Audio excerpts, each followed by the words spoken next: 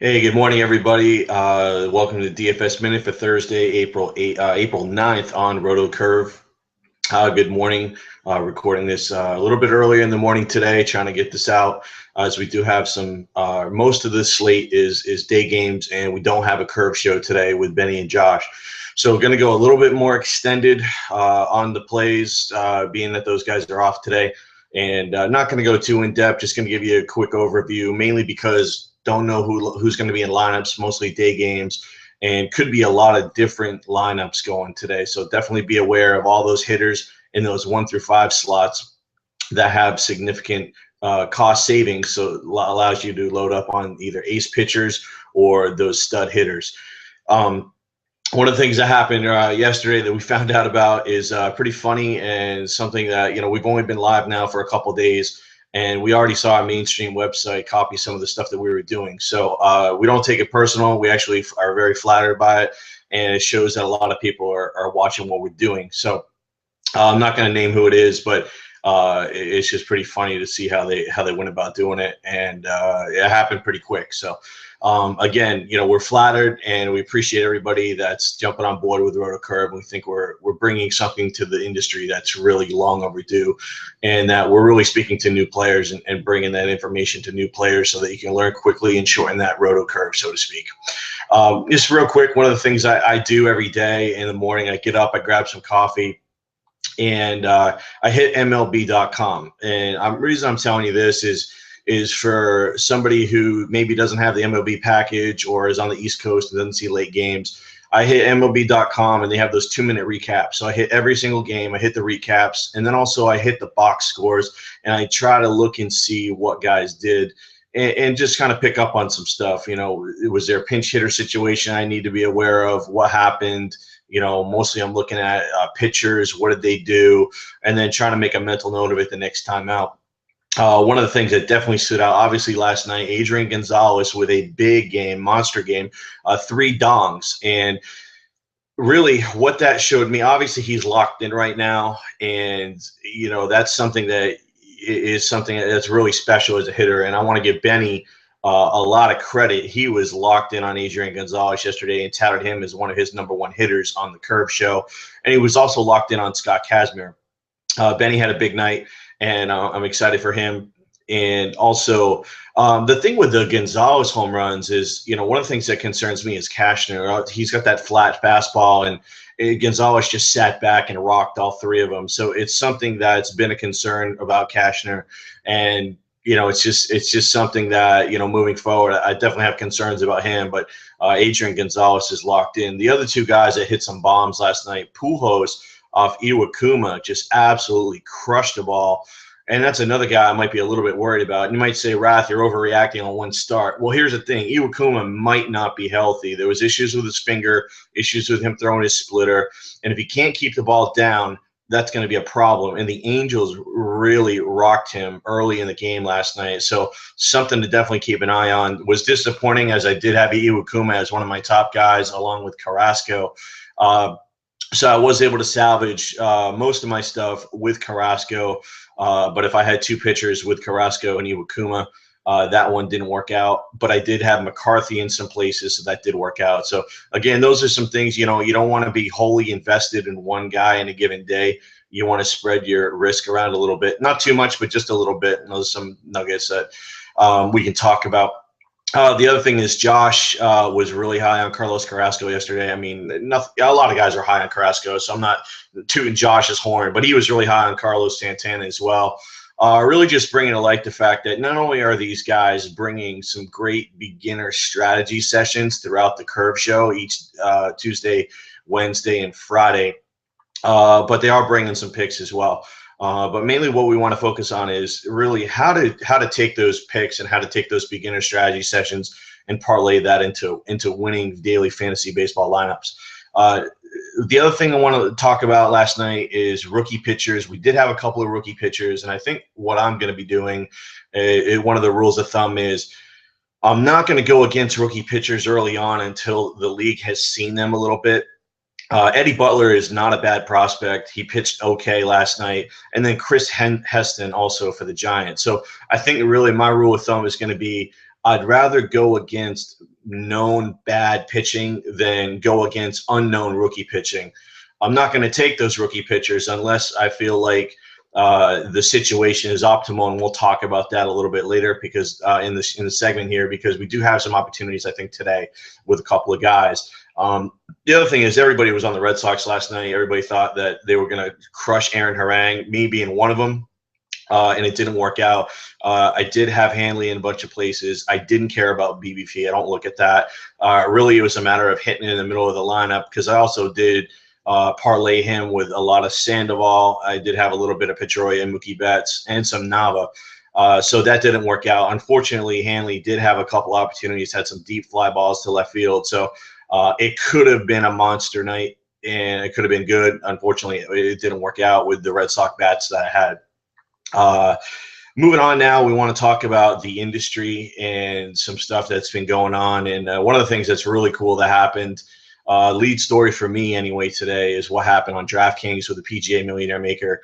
I thought it was going to get to 100,000 entries. I would consider that a success. And I would assume, based on what happened, that Draftkings was probably projecting about 100K as well. Well, it filled, and that's awesome news for the industry.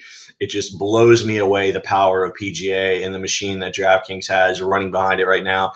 Not only did the Millionaire Maker fill a little bit after 7 p.m. Eastern, they pop a 400K thousandaire maker, 100,000aire maker, which basically is 100K first prize, to basically realize that, hey, we probably have another 20,000 entries worth of money sitting on the site.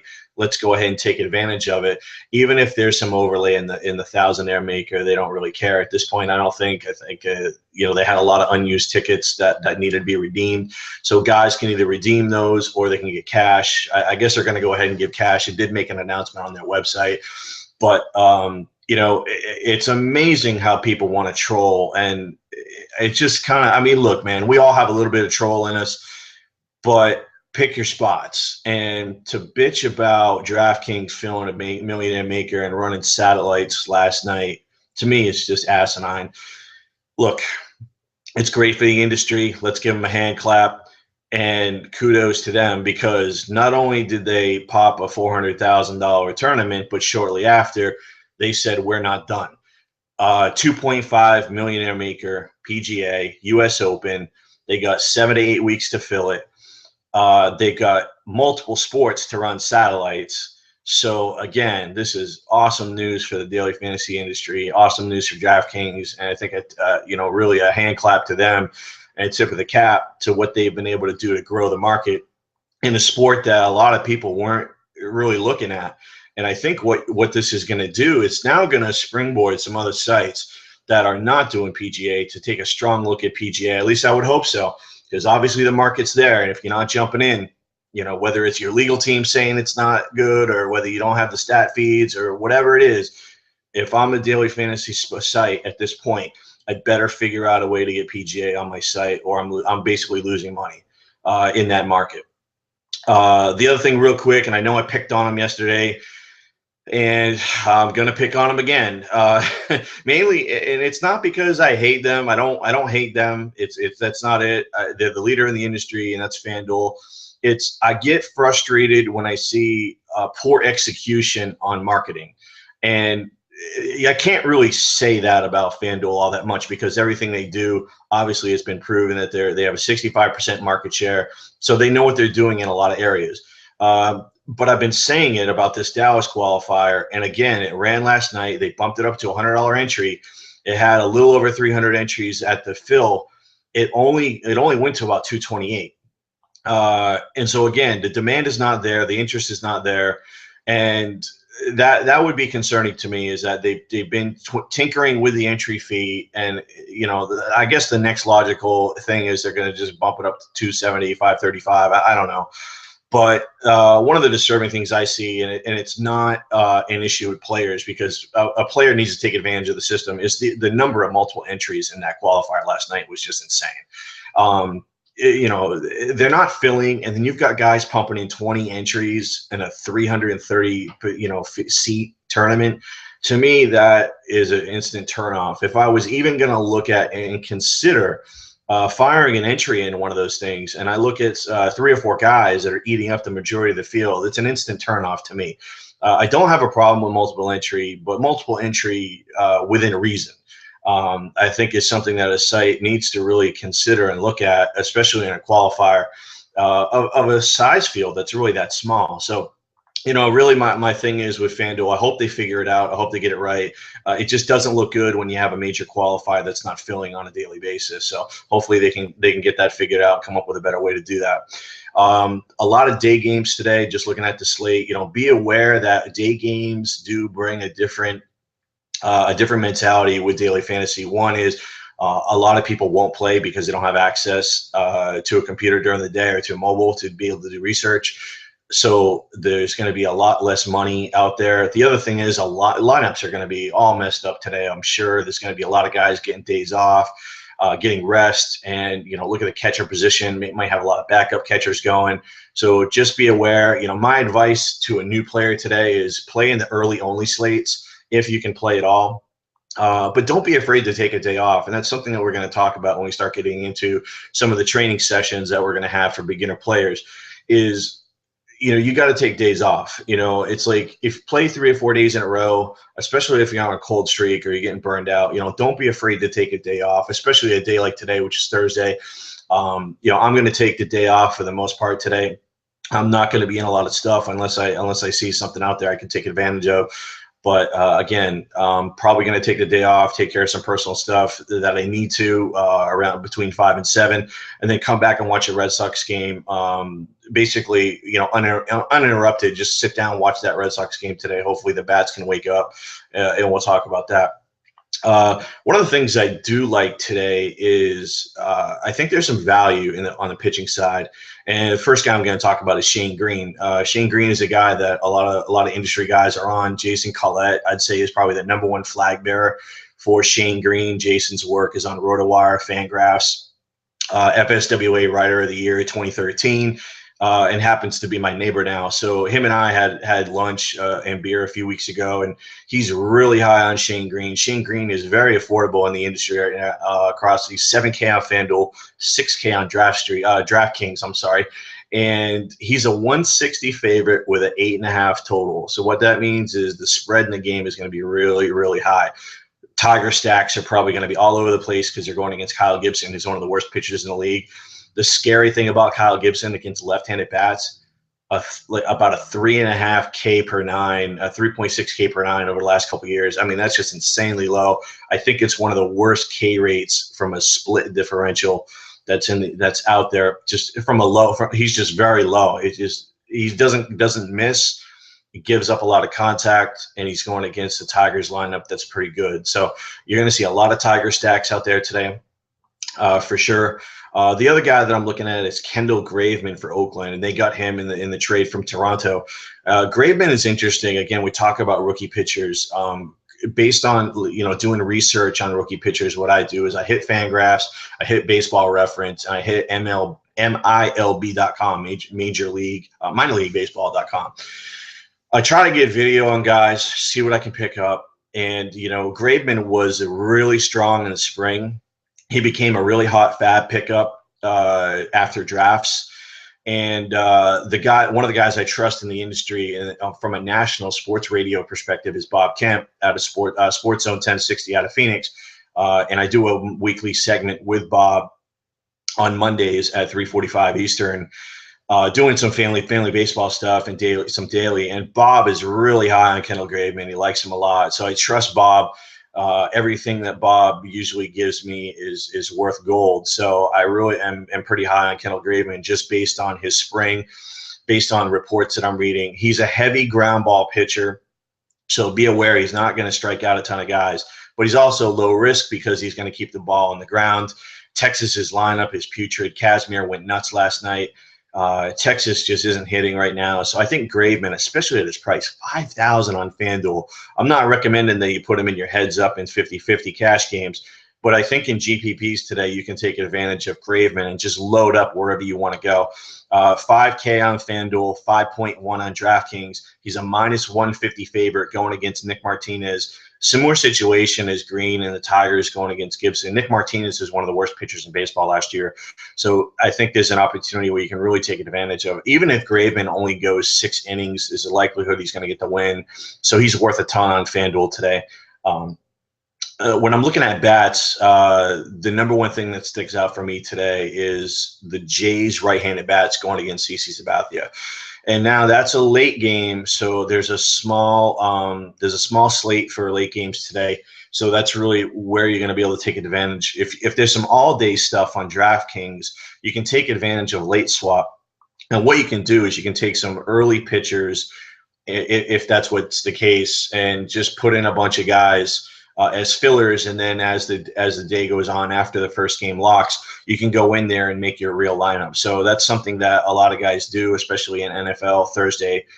They play Thursday night games just to get in because there's a lot of dead money, and then they go ahead and they'll change their lineup so that most of their guys are going off on Sunday and Monday.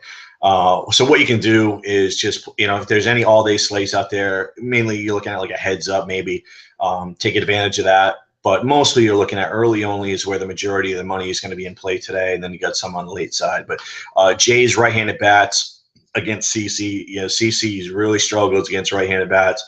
His K rates are really low. His allowed WOBA is extremely high. So you got Donaldson, you got Double E, E5, obviously Jose Bautista. Those are some guys you can get in. The White Sox left-handed bats against Edison Volquez. Edison Volquez is not a very good pitcher, especially against left-handed hitters. The A's, I think everybody's in play today, especially left-handed bats against Nick Martinez. A's put up 10 runs last night, and it looks like Billy Beane may have done it again with just making some deals and getting some guys, and the A's look good. Obviously, it's the Rangers, weak pitching, but still it looks like this lineup presents a lot of value because the salaries are depressed. There's not a lot of big names left anymore, except outside of maybe Zobrist. The Tigers, I think all of those guys are in play today. Monster stack opportunity against Kyle Gibson, one of the worst pitchers in baseball. And then also I go back to the well with the Red Sox going against David Buchanan. Now I might temper my expectations with the Red Sox a little bit and pick my spots. Maybe I just come back and go with some of the lefty bats again. Going against David Buchanan, who also had very putrid numbers last year. The thing I want to make mention about the Red Sox is I was watching a little bit of broadcast, and the announcers on the Phillies side were making reference to how cold it was and the fact that maybe that was giving Harang an advantage. It's definitely something that you want to take into consideration. There's definitely something out there that's that pitchers do have an advantage in April in certain situations, and that's cold weather. Guys don't like to hit in cold weather, and the pitchers sometimes can be ahead of the hitters in April. So, whether or not that was the issue with Harang last night, I guess we have to put some kind of narrative spin on it because we know he's not very good, and why the Red Sox weren't able to capitalize on him. But anyway, that's just my take on just be aware of cold weather and that situation, and it's just not a friendly hitting environment. So it's something to take advantage of there. So that's going to be it for this morning. I want to thank you guys again for tuning in and supporting RotoCurve. If you have any questions on beginner strategy, lineup construction, any players that you're thinking about for the day, pitchers, hitters, all that good stuff, hit us up at RotoCurve on Twitter. You can hit me up at Fantasy Rath, and also hit up Benny and Josh. They're going to be back tomorrow at 12 noon Eastern from 12 to 1, hitting up the Big Friday slate, talking about everything you need to know about how to become a profitable player in daily fantasy baseball. This is Rath. I'm signing off. Take care. Stay classy.